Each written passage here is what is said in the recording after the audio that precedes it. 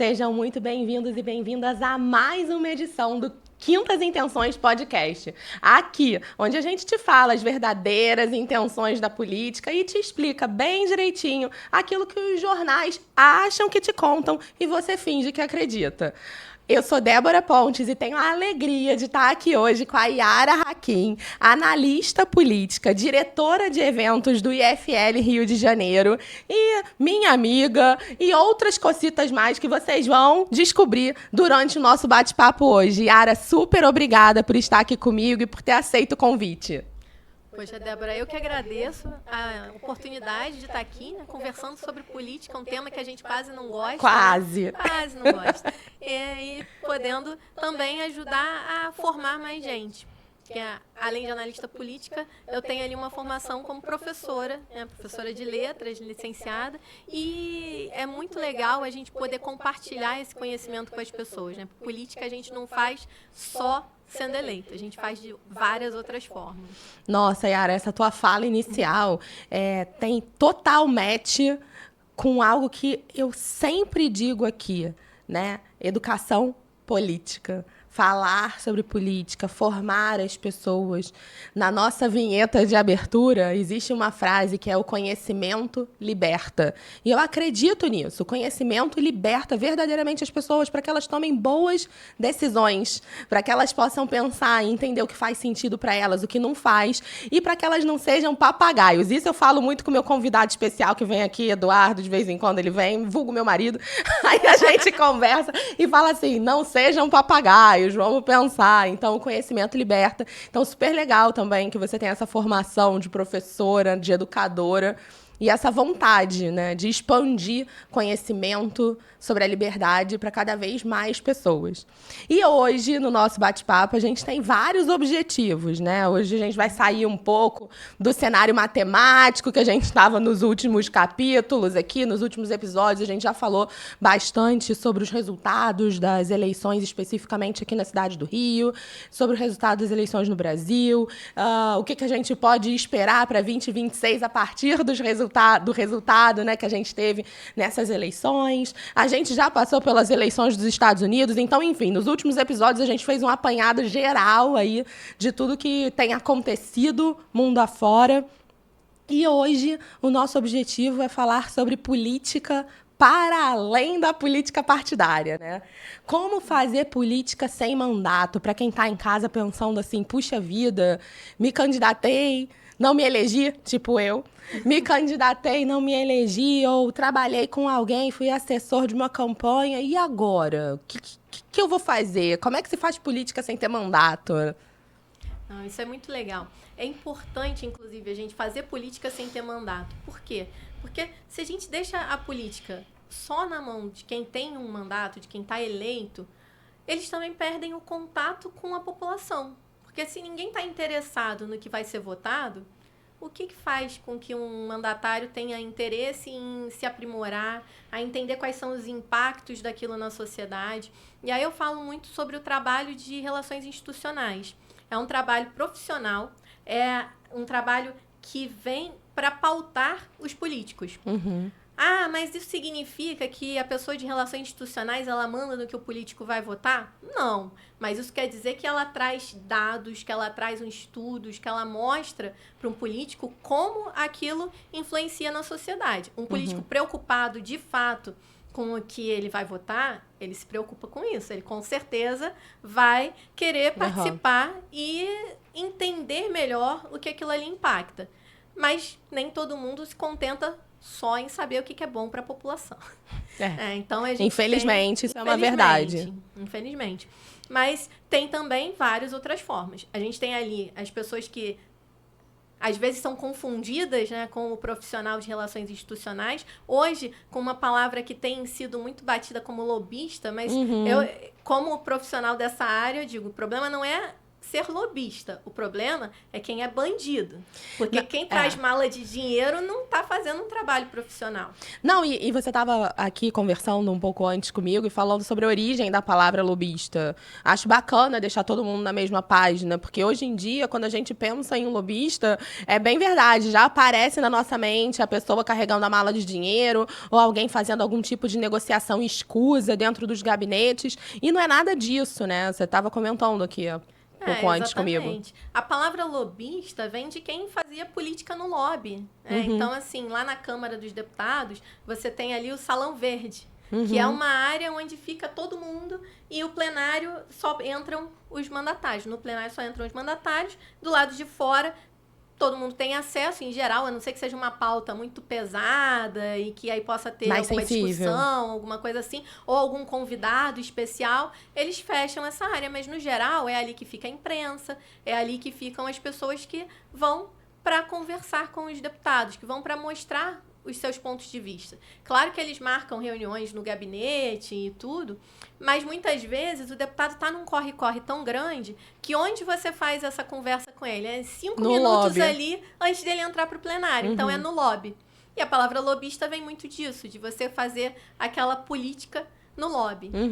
E não é ruim, não é uma coisa escusa. O problema é que existem pessoas que fazem coisas erradas. E as pessoas que fazem coisas erradas não são lobistas, não são profissionais de relações institucionais, são bandidos, né? São criminosos, que vão ali ou com uma mala de dinheiro, ou com alguma coisa que vai fazer uma chantagem ali com um político, ou geram ali uma situação ruim para poder usar aquilo para tirar vantagem e fazer com que o cara vote junto com ele. Mas isso não é um profissional da área. Isso é uma pessoa que realmente está ali para prejudicar, está ali para colocar algum interesse que geralmente não é o melhor para a população. Porque se fosse, não precisava de nada disso para ser votado. Não, sem dúvida. Agora, entrando um pouco mais nessa questão que você trouxe, né? Do profissional de relações institucionais, que é muito do que você fez e faz. E você trouxe um viés desse profissional, né, de relações institucionais, que é ali a apresentação dos projetos, a apresentação das propostas. Na verdade, não exatamente do projeto, mas levar ali pautas para aquele político pensar se vale a pena que aquilo vire um projeto e pautar aquele determinado assunto. E vocês, nessa área, isso está muito relacionado, se eu não estiver enganada, você me corrige, Yara, mas muito relacionado a gente pensar em política pública baseada em dados, né? Então, vocês vão atrás de dados, de informações, de conversar até com a população para entender o que eles estão precisando naquele momento. Agora, existe um outro viés também, né? Do profissional de relações institucionais, para além desse, né? Não só de trazer ali os pontos para apresentar, mas também de fazer as articulações para aquele determinado projeto, a partir do momento que um determinado político entendeu que vamos pautar esse projeto, fazer as articulações para que aquilo ganhe força. Exatamente. E aí é onde entra o fazer política por trás das câmeras, né? Porque a política ela não acontece só naquela hora do plenário. Ela acontece quando você convence um político a apoiar a hora do plenário é a hora da TV Senado, né? A TV Câmara, tá todo mundo, câmeras ligadas. Na hora do plenário já tá tudo resolvido. Você faz política antes do plenário. Porque você quer entrar no plenário já sabendo qual vai ser o resultado. Perfeito. É claro que você não tem certeza absoluta até que saiam os votos, porque senão era fraude, né? Perfeito. Mas você tem uma noção de mapear ali quem foi que prometeu que votaria, quem foi que prometeu que assume tal ou tal posicionamento e como é que você chega a nessa promessa. Exato. O político que só por você trazer dados para eles já vão concordar com o seu posicionamento, eles vão entender como aquilo afeta a população. E tem o político que é o político mais padrão. E mesmo o político que vai concordar com o que você defende, ele também merece ter visibilidade. E o que o político mais gosta é visibilidade.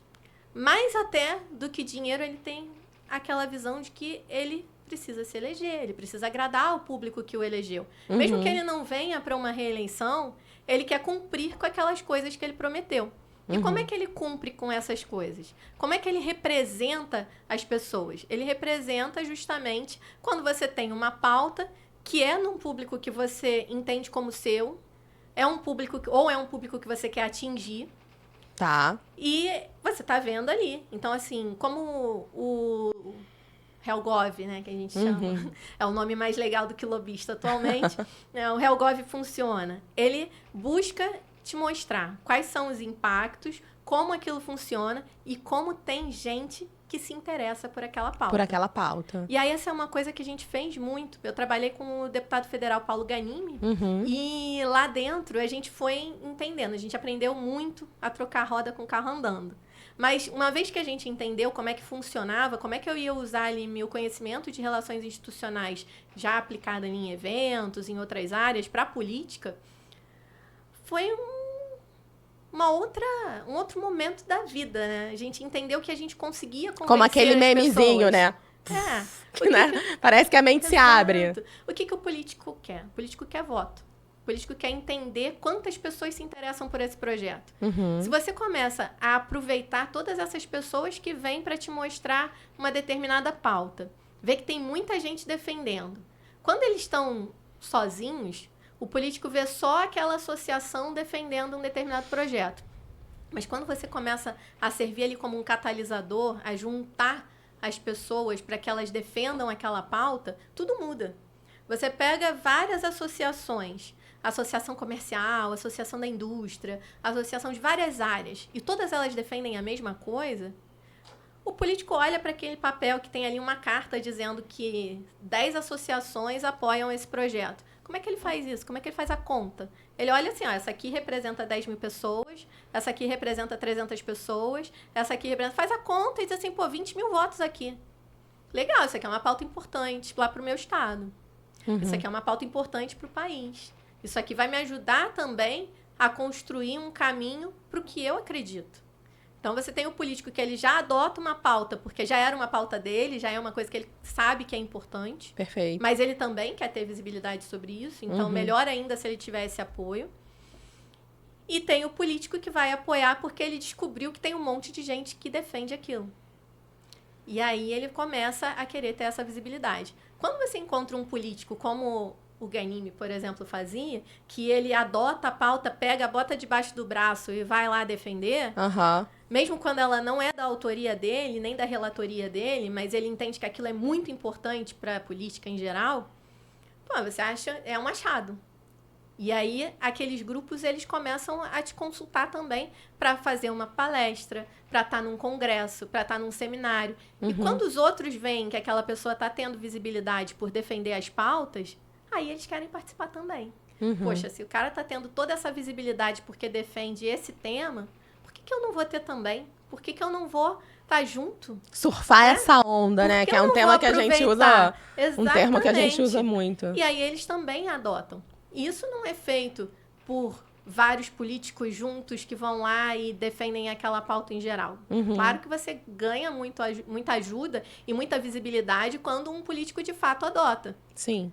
Mas é naqueles bastidores ali que tudo isso acontece. A política, ela é feita com todo mundo indo lá falar sobre os seus projetos, sobre como é que aquilo interfere num determinado setor positivamente ou negativamente. E tem muita coisa negativa que a gente fica lá tentando evitar quando é mandatário. E, ao mesmo tempo, tem muita coisa que você mostra para o público que é ruim ou que é boa, justamente porque tem essas associações.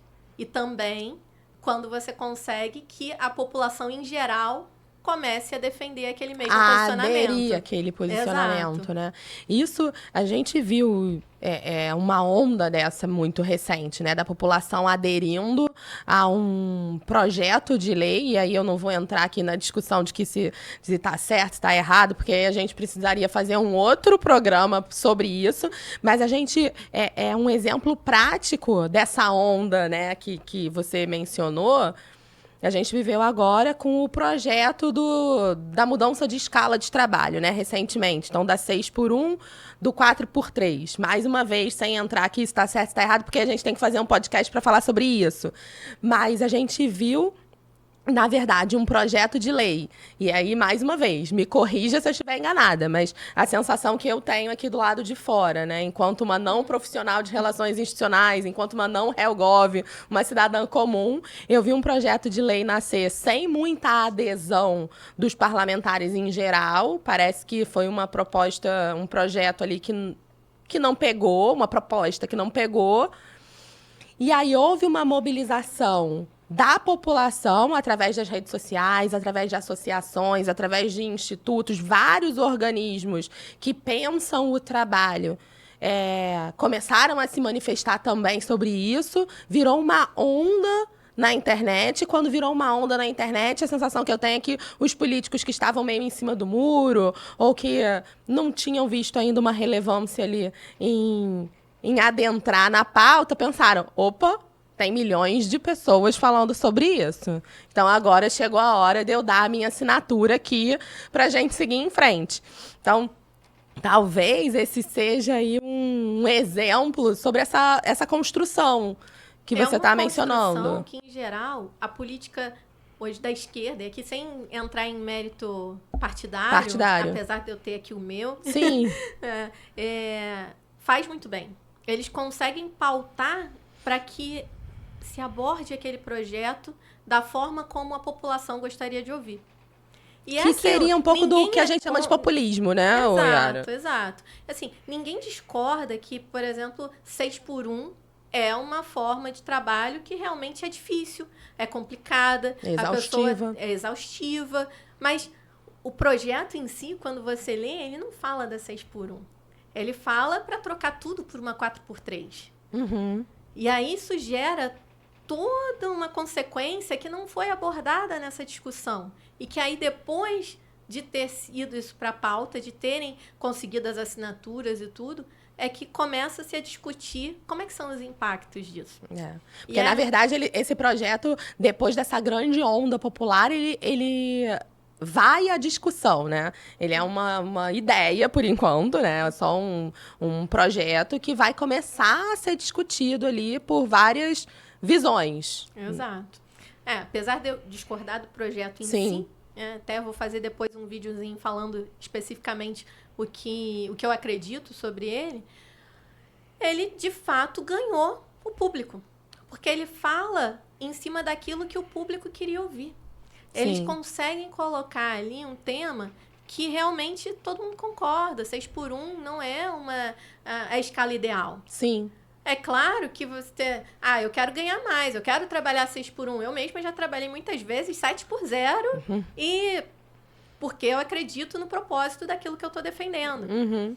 E, independente disso, é a escolha de cada um.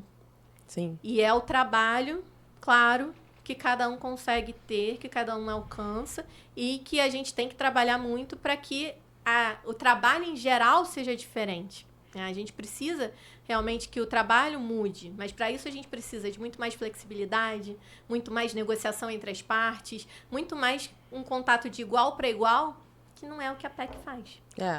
E aí a gente fica numa discussão que vai muito mais no o que eu acho ou não acho da escala 6x1, em vez de debater o que é dados. O problema real. Exatamente. Né? Os dados. Então, é aí que a gente entra com esses conhecimentos. É aí que a população precisa ter um pouco mais de educação política para entender o que está além do que está sendo mostrado ali na rede social. O que está além do que A ou B defendem. Isso, mal comparando, né, Yara, como uma manchete de jornal. Muita gente se diz super bem informado, mas só lê manchete de jornal. E a manchete não traz 1/3 da reportagem. E a reportagem não traz 1/3 do problema real. Então, é muito importante que a gente se informe, né? Se a gente se depara com um tema enquanto cidadão, enquanto cidadã, que nos interessa, né? no nosso dia a dia, que a gente aprofunde aquela pesquisa para a gente ter ali, de fato, dados, entender o que as pessoas de diferentes correntes pensam a respeito daquilo, para que a gente também consiga formar a nossa opinião e, a partir daquilo que a gente entende enquanto cidadão, contribuir politicamente mesmo sem ser dentro da política partidária. Exatamente. E aí você tem várias formas de fazer isso. Né? Tem a forma profissional, que é ali o trabalho de um HelGov, o trabalho de alguém que está em contato constante com a política e que é uma linha já muito próxima do que o político faz, que é construir essa narrativa, construir com base em dados, em evidências e etc. Nem sempre todo mundo traz base com dados e evidências, porque muitas vezes, quando você está com relações institucionais, você vai defender o lado da empresa que você está defendendo. Então, claro, vai ter ali um viés e é o papel, sim, do HelGov ter ali um viés específico do que ele quer. Mostrar, olha, eu quero isso aqui porque para esse setor aqui isso funciona dessa forma. É claro que é. É claro que tem muito HelGov que vai defender alguma coisa que é bom para a empresa que ele está defendendo, não necessariamente para todo mundo. O que muda é como é essa defesa. Se ele vai defender aquilo para um político que tem os votos no perfil do setor que ele está defendendo, eu posso discordar que a gente deva, de fato, seguir por um lado que é bom só para um setor e não para todo mundo. Mas ele está no papel dele. Está representando ali aquele setor, está representando aquela pauta e está falando com aquele político que, teoricamente, foi eleito por aquele setor. Isso não é ruim, isso não foge do que a política se propõe. E também penso que, desculpa te interromper, Yara, mas também penso que isso não foge da lógica do que a gente busca quando elege pessoas. A gente busca representatividade. Então, a gente quer alguém que defenda ali os nossos valores, os nossos interesses, a nossa forma de ver o mundo. Então, na hora que um profissional apresenta uma ideia com um viés, e aquele viés está ali correlacionado às pessoas que confiaram o voto àquele político, como você disse, não tem nada de errado nisso, né? Ele está efetivamente fazendo a representatividade das pessoas que o elegeram. Exatamente. No entanto, quando essa representatividade é feita por interesses escusos, é feita porque teve uma mala de dinheiro, é feita porque foi chantageado, é feita porque... até por trocas de favores, assim... Aí sim a gente está entrando ali numa politicagem, numa coisa que realmente a gente não faz e que não é realmente o papel de um profissional de relações institucionais. E nem deveria ser o papel de um político. E nem deveria ser o papel de um político. E aí a gente está tratando de uma outra coisa, aí é corrupção. Aí é um outro viés. Não tem a ver com um trabalho profissional sendo apresentado para alguém. Quando você fala em corrupção, eu vou precisar fazer uma interferência, porque além de ser a minha área, né, de atuação, integridade, compliance, a gente viveu por esses dias o G20 na cidade do Rio de Janeiro, né, como sede do G20, e a Transparência Internacional, o organismo, né, Transparência Internacional, fez uma intervenção muito interessante, né? Em tradução livre, quando ou o que mais precisa acontecer para o combate à corrupção ser colocado como pauta real no G20. Se tornar prioridade. Se tornar uma prioridade no G20, né? O que mais precisa acontecer? E aí você vê, a gente está falando de um organismo que é a Transparência Internacional, a gente não está falando só de um viés nacional, porque muita gente fica falando, o brasileiro tem a síndrome do vira-lata, então a gente está falando de algo bem mais amplo do que isso. Quando que a gente vai entender que combater a corrupção é o passo número 1 para a gente efetivamente conseguir trilhar um caminho limpo para uma política baseada em dados, baseada em evidências, que consiga trazer representatividade para os grupos que elegeram aquelas pessoas que estão no parlamento, para os grupos que elegeram aquele executivo que está na posição. Então, assim, o combate à corrupção é fundamental, é um ponto nodal para a gente poder conseguir avançar enquanto sociedade. Com certeza. Não, e a gente vê assim, né? O combate à corrupção, ele está em tudo. Aqui no estado do Rio de Janeiro, o combate à corrupção é fundamental. Só combatendo a corrupção, a gente vai conseguir começar a trabalhar também os pontos de segurança que a gente vê por aí. Os problemas de segurança, em grande parte, têm a ver com os problemas de corrupção. Sim. Os problemas de saúde. Gente, saúde é um dos temas que não é tão difícil assim de resolver. É só o dinheiro ir para o lugar certo. A gente vê o quanto é desviado da saúde. Quando a gente faz uma fiscalização e vê que ou porque não chegou até o hospital, ou porque uma licitação foi feita de forma errada, que foi o que a gente viu ali ao longo da pandemia, né? Muita Sim. coisa sendo sobrefaturada, é assustador. E é uma área fundamental para a vida das pessoas. Assustador, como a vida vale tão pouco, né? Exatamente. E, cara, desviar dinheiro da saúde é assassinato. Assassinato. E aí a gente fica tratando como se fosse, não matou ninguém, só foi o dinheiro daqui para ali e tal. Não é só dinheiro. É segurança, é saúde, é educação, é a merenda das crianças. Sim. É uma série de coisas que estão ali por trás. É uma série de coisas que a gente não vê. Sim. Ou alguns veem. E aí é difícil da gente ficar aqui parado e não fazer alguma coisa. E aí, na hora que vê, não tem como desver, né, Yara? Eu sempre falo sobre isso, que uma vez visto, não tem como desver. E nesse momento, realmente, a gente precisa fazer algo. Então, você estava entrando ali na tua construção sobre o segundo papel, que é o papel da população, efetivamente, né? Você falou sobre o papel do profissional e você estava entrando no papel da população, mas aí eu não resisti e tive que fazer esse comentário sobre a corrupção. Então, E foi ótimo. te deixar seguir. É a sua área, né? Te deixar seguir. É a área que você conhece e sabe tratar. Então, é importante que a gente foque nessa questão. E aí vem o papel da população, exatamente. A população, ela pode atuar tanto fazendo também um pouco de um trabalho de HelGov extraoficial, que é o de mostrar que aquilo ali importa para ela, quanto o de ajudar a fiscalizar. É muito difícil fiscalizar tudo. Existem vários orçamentos, existem vários municípios, estados e etc. Como é que você, como parlamentar, fiscaliza tudo isso? O parlamentar tem esse papel, né, de fiscalizar. Mas a população pode ajudar muito. Não só o parlamentar, mas pode ajudar como população mesmo, fazendo a denúncia, fazendo uma série de coisas, analisando portais de transparência dos municípios, indo cobrar lá na prefeitura, quando ela não tem um portal da transparência que dê para entender, que ela tenha o portal, que ela faça aquilo acontecer, que ela consiga mostrar para a população que ela é séria e que ela está fazendo as coisas da forma correta. Perfeito. Eu fiz vários comentários e vários posts relacionados a esse tema, sabe, Yara?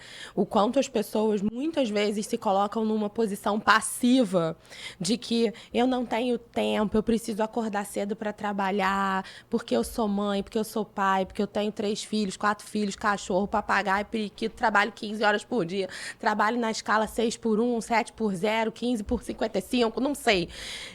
Mas não dá mais para a gente se colocar dessa forma. A gente precisa assumir a responsabilidade sobre isso. Um ponto é esse que você trouxe e eu concordo absolutamente. Não tem como uma pessoa se responsabilizar por mais de 5.000 municípios, mais de 20 estados e um país de dimensões continentais. É humanamente impossível. Ah, Débora, mas eles têm equipe para isso e eles ganham rios de dinheiro. Tá bom, mas não dá. Não dá. É lógico que a ponta, e quem é a ponta? Sou eu. A ponta é você que está do outro lado.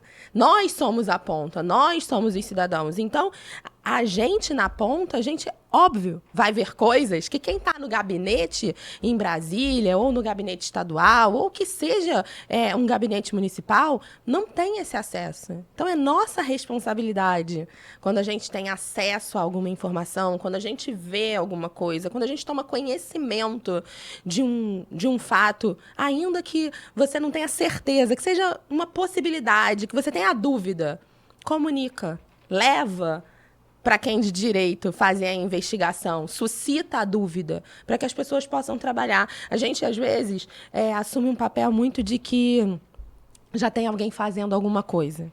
Alguém já fez a denúncia, alguém já viu, se não viu, vai ver, e eu vou seguir aqui o meu trajeto porque eu estou atrasado. E não é assim, né? É muito importante a gente assumir essa responsabilidade. Em geral, é a pessoa que vai seguir o trajeto porque não está atrasado que sofre mais. Mais porque impactado. É quem chega no hospital e não tem vaga. E aí se inscreve ali para uma operação, volta um mês depois e descobre que não tem nenhum número de registro no CISREG, né, naquele sistema que faz o acompanhamento e a fila da saúde. Que não tem transparência, é um outro ponto. Que não tem transparência. Então, são essas pessoas que vão identificar os problemas. Somos nós que identificamos os problemas. É no dia a dia, quando você pega um ônibus, vê que o ônibus não passa, vê que não tem um trajeto que vá para um lugar que você quer chegar. É quando você percebe que no hospital não tem leito, não tem medicamento. Por que o medicamento não chegou? E aí é aquilo. Sim. Tem muito o medo do cidadão comum de sofrer retaliação, porque a gente sabe que a gente vive num ambiente em que a corrupção é muito alta. É aí que a corrupção tem que ser combatida. A gente tem que entender quem são os nossos aliados, quem são as pessoas em quem a gente pode confiar. Será que não tem ninguém na Câmara Municipal, um deputado estadual, um deputado federal, alguém que possa adotar esse tema, que possa dar atenção para aquela pessoa? Sempre tem alguém. Uma coisa que eu digo que foi muito legal de quando a gente foi trabalhar na política, é que ao mesmo tempo que não foi legal e a gente viu que realmente existem muitos problemas, até mais graves do que a gente imaginava, existem também muitas pessoas que estão ali porque realmente têm um dom, conseguem representar as pessoas, querem fazer a diferença. Às vezes a gente vai concordar com o que elas defendem ou não, mas existem muitas pessoas que estão ali realmente para fazer uma coisa boa, para fazer um bom trabalho. E a gente tem que identificar quem são essas pessoas e levar esses temas para elas se a gente não se sentir confortável em fazer por conta própria. Mas claro que também pode usar o que a gente tem, né? Rede social, jornal, mandar a informação do que você descobriu que está errado ou que você desconfia. Às vezes você manda um negócio desse para a imprensa e aí a imprensa faz o restante da investigação. Sim. A gente tem que usar as ferramentas que a gente tem para mostrar que a gente está insatisfeito com aquilo que acontece de errado. Perfeito.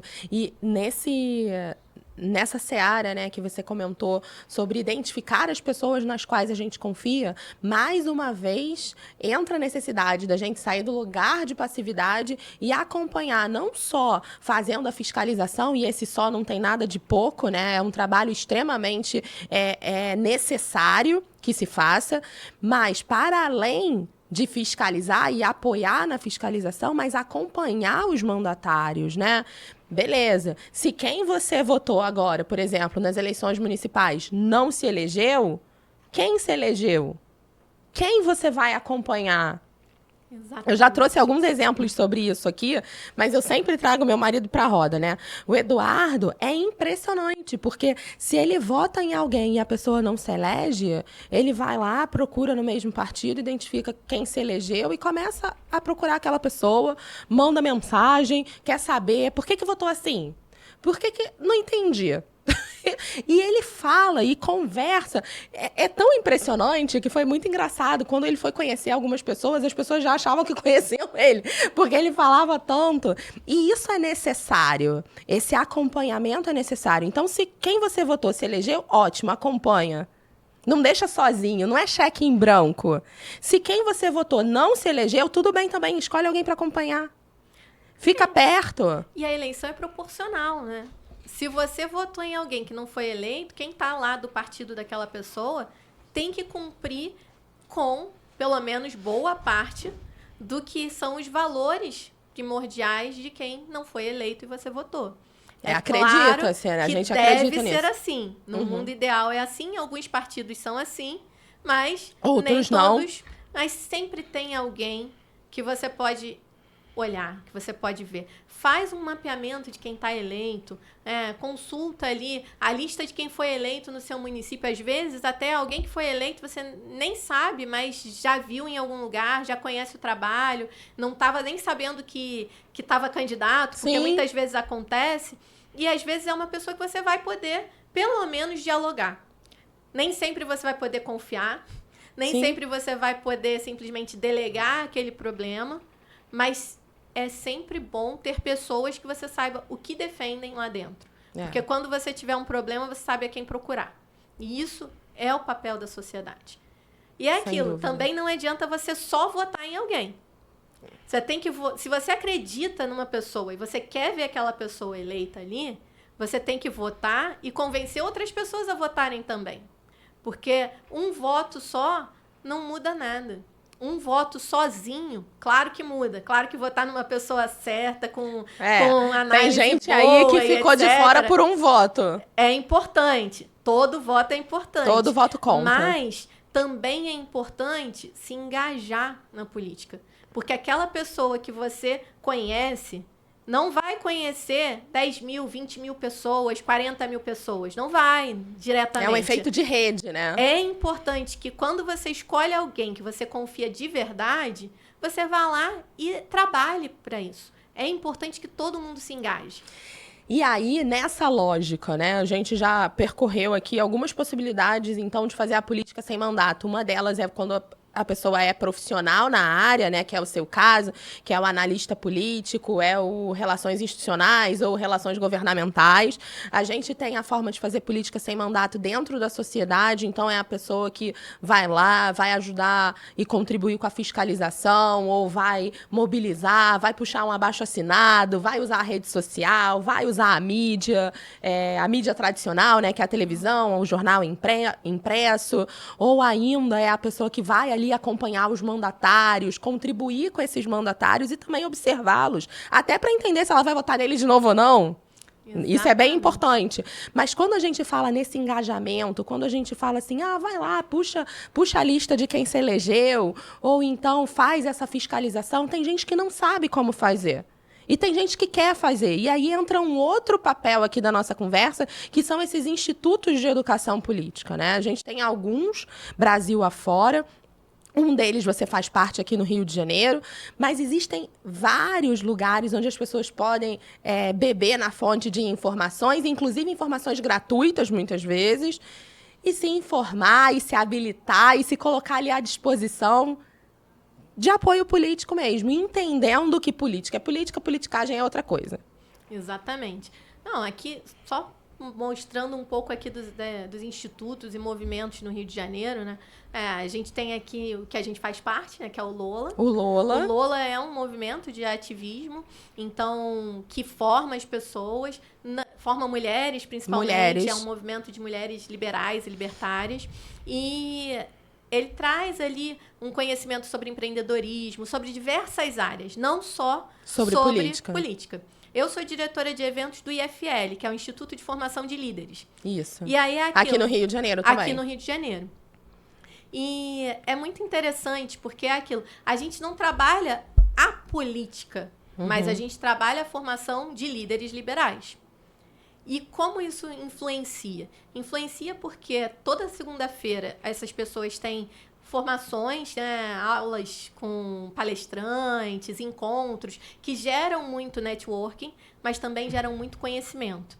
Então, a gente forma as pessoas para entenderem que a liberdade é um caminho importante para a sociedade, que a liberdade de negociar, a liberdade do outro, a liberdade de expressão, todas as liberdades são importantes para que a gente tenha uma sociedade próspera.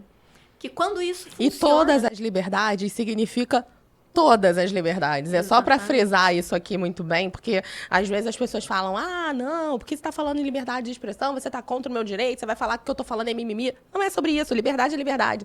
É realmente todas as liberdades. Exatamente, inclusive a liberdade do outro dizer algo que a gente não concorda. Faz parte do jogo. Faz parte. Isso é liberdade, porque se não for, se todo mundo só falar o que o outro concorda, não é liberdade. Cadê a liberdade nisso? Sim, exatamente. E dentro ali do IFL, a gente defende muito essas questões da liberdade, mas é um instituto focado em formar tanto em liberdade, quanto em gestão e liderança. Perfeito. Então, a gente tem várias vezes pessoas que são líderes dos seus setores, empreendedores, grandes executivos. Tem muita gente do mercado que vai lá dar palestra pra gente. Bacana. E tem muita gente do liberalismo, sim, porque a gente forma ali um pouco da parte teórica, né, para dar embasamento a por que a gente defende tal e tal ponto. Como é que isso impacta no dia a dia das pessoas? Isso é fundamental da gente mostrar, né? Não adianta a gente achar que liberdade se defende aqui na esfera política e deixar só os influenciadores políticos trabalharem esse tema.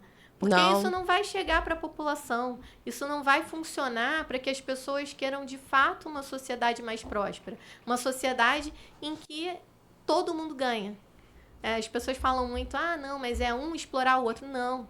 Aqui a gente defende que todo mundo ganhe, que todo mundo trabalhe junto, cada um pelo seu propósito, mas que no fim das contas acaba sendo um propósito que faz a sociedade crescer. Bolo crescer. Exatamente. Que seja bom para todo mundo, né? O que a gente chama das relações ganha-ganha. Não é sobre um ganhar e o outro perder. Não é sobre a relação de um explorador com o explorado. É sobre um jogo em que todo mundo ganha. Uma relação ganha-ganha. Isso realmente é o que a gente busca, né? É o que a gente acredita.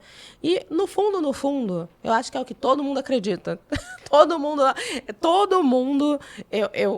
De verdade, eu penso isso, que as pessoas querem viver numa sociedade que seja próspera para todo mundo. Cada um dentro daquilo que acredita, cada um dentro do seu propósito, cada um dentro do seu viés, mas uma sociedade que seja boa para todo mundo. Não pode ser boa só para uma parte e ruim para outra. Exatamente. Senão não funciona. É aquilo. Claro que o que vai movimentar que uma pessoa faça determinada coisa é aquilo que é bom para ela. O padeiro não faz o pão porque ele acha que tem que alimentar a população toda. Ele faz o pão porque aquele é o ganha-pão dele. Sim. Ele vende aquele para pagar as próprias contas, para pagar a comida da casa dele também. Sim. Então, todo mundo faz um pouco. Todo mundo presta um papel para a sociedade. Isso é fundamental. É importante que a gente trabalhe para crescer. E a gente só consegue fazer isso com liberdade. E entendendo que todas as pessoas, todos os papéis são relevantes, né? Exatamente. Todos os papéis são relevantes para esse grande quebra-cabeça funcionar e ser bom para todo mundo. Ser realmente um jogo de ganha-ganha no final para todas as pessoas. Exatamente. E aí aquele ponto, né? Assim, o empreendedor, ele quer ganhar o dinheiro dele, fato. Sim. Muitas vezes, ele é o último a se pagar. Porque o pequeno empreendedor aqui no Brasil, ele é o que mais emprega e muitas vezes ele pega ali o lucro dele ou é negativo ou é muito pouco, principalmente nos primeiros anos de uma empresa, Sim. Principalmente em pequenos empreendimentos, e são os que mais contratam gente. Sim. E aí você tem o empreendedor que quer gerar emprego, sim, porque quanto mais emprego ele gera, mais produtiva é a empresa dele. Quanto mais produtiva, quer dizer que ele vende mais, que ele trabalha mais e que mais dinheiro entra. Sim. Então, se ele tem capacidade de contratar mais gente para ser mais produtivo, com certeza ele vai querer isso. Sim. Só que o problema é que a gente tem um monte de empecilhos, um monte de questões burocráticas no país e que atrapalham muito. Muitos tributos. Exatamente. Muitas formas diferentes de recolher e pagar os tributos. Inclusive, saiu uma pesquisa esse ano falando que o Brasil é o país que mais gasta tempo calculando os tributos para pagar. Olha que loucura. Eu fui uma vez a uma palestra de uma empresa que trabalha com cosméticos. Uhum. E aí, eles estavam mostrando que, assim, só na contabilidade da empresa eram cerca de 20% das pessoas empregadas na empresa. Sendo que o produto final é cosmético. Exatamente. Não era uma consultoria de contabilidade. Não. É. Então, você imagina, assim, cara, aquilo é assustador. Sim. Você olha e diz assim, como é que essa empresa consegue fazer a atividade fim dela se ela está aqui passando boa parte do tempo calculando quanto ela tem que pagar? É desafiador, né? O tamanho da nossa burocracia e a quantidade e o valor, né? O percentual e o ponto percentual dos nossos tributos é um desafio enorme que a gente precisa enfrentar enquanto sociedade fazendo política, seja política partidária, seja política não partidária, como a gente falou aqui, mas é algo que a gente precisa enfrentar, né? Criar aí uma economia um pouco mais leve para todo mundo. E aí que entram os institutos que fazem essas formações, né? Então, a gente tem aí o IFL, o Lola, o Atena, o Instituto Ajuricaba, uma série de institutos que trabalham, o SFL, que trabalha com os estudantes. Tem o República, né? Tem outros institutos. Tem o República, tem eu o Livres, tem o Renova, tem vários. Que estão aqui dentro do espectro que eu participo. Mas tem muitos outros. Sim. A própria Transparência Internacional. Que dá visibilidade para onde estão os problemas e a gente conseguir entrar, por exemplo, no site de transparência de cada município e fazer uma avaliação é muito importante. Sim. Isso uma pessoa comum pode fazer. Claro, se eu não tenho tempo, eu vou avaliar, vou fazer de outra forma. Denunciar o problema que está acontecendo no serviço que eu não recebi. Saúde, segurança, educação, colocar para fora, mostrar, olha, isso aqui não está certo. Como é que a gente resolve isso? É mostrar e trazer o problema para o foco. E tentar, na medida do possível, eu sei que é desafiador, mas na medida do possível, afastar o discurso do eu já fiz e não deu certo, eu já falei e ninguém me ouviu, e tentar buscar outros canais. Talvez esteja falando ou tenha falado com as mesmas pessoas, com os mesmos canais, e tentar buscar outros canais para que a sua voz seja ouvida e para que a sua voz ganhe, de fato, volume e atinja o fim que se espera. Yara, eu poderia ficar aqui conversando com você horas e horas e horas, mas infelizmente a gente tem o timing do tempo do episódio e a gente está chegando ao fim. Então, é uma pena. De verdade, eu queria ficar aqui conversando horas. Então, já fica o convite para você voltar, para a gente gravar um outro episódio, conversando sobre outros temas, porque eu tenho certeza que vai ser super rico. Mas deixa as suas considerações finais para o pessoal que está assistindo a gente nesse episódio do Quintas Intenções de hoje. Bom, vou encerrar falando um pouco aqui do IFL. Perfeito. Porque a gente está com o nosso edital aberto. Que maravilha! Vamos deixar o link aqui embaixo. Isso. A gente abriu essa semana. Vai ao ar essa semana? Acho que vai. Vamos ver.